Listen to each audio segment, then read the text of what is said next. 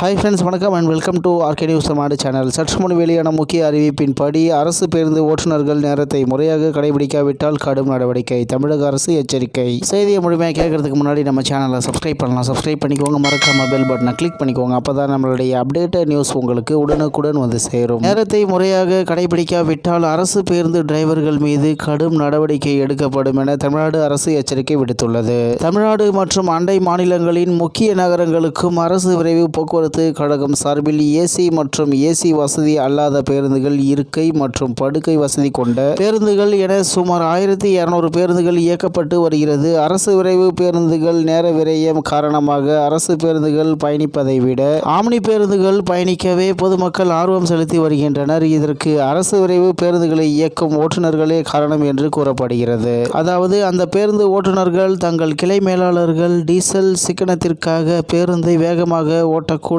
என்று தெரிவித்து இருப்பதாக பயணிகளிடம் கூறி தங்கள் தவறுகளை சமாளிக்கின்றனர். இது குறித்து அரசு விரைவு போக்குவரத்து கழக உயர் அதிகாரி கூறியதாவது: அரசு விரைவு பஸ்களை டீசல் மிச்சம் பிடிப்பதற்காக குறைவான வேகத்தில் ஓட்டுமாறு ஒருபோதும் அறிவுறுத்தவில்லை. அதே நேரத்தில் வேகமாக ஓட்டி விபத்துக்குள்ளாக்காமல் பாதுகாப்பான முறையில் இயக்கி உரிய காலத்தில் குறிப்பிட்ட இலக்கை வந்தடையும் வகையில் பேருந்துகளை இயக்க வேண்டும் என்றே ஓட்டுநர்களிடம் அறிவுறுத்தப்பட்டுள்ளது. இது தவிர அரசு பேருந்துகளில் முன்பதிவு செய்து பயணிக்கும் பயணிகளுக்கு SMS மூலம் தங்கள் பயண அனுபவம் குறித்து கருத்துக்களை தெரிவிப்பதற்கான இணைப்பு ஒன்றும் அனுப்பப்படும். இந்த லிங்க் மூலம் பேருந்தின் காலதாமதம், சுத்தமின்மை, ஓட்டுநர் மற்றும் நடத்துனர்களின் நடைமுறைகள் குறித்து புகார் தெரிவித்தால் உடனடியாக நடவடிக்கை மேற்கொள்ளப்படும். மேலும் பாதுகாப்பான முறையில் உரிய நேரத்தில் பேருந்தை இயக்காத ஓட்டுநர்கள் மீது கடுமையான நடவடிக்கை எடுக்கப்படும். இவ்வாறு அவர் தெரிவித்தார் என்று தகவல் வெளியாகி உள்ளது என்பது குறிப்பிடத்தக்கது.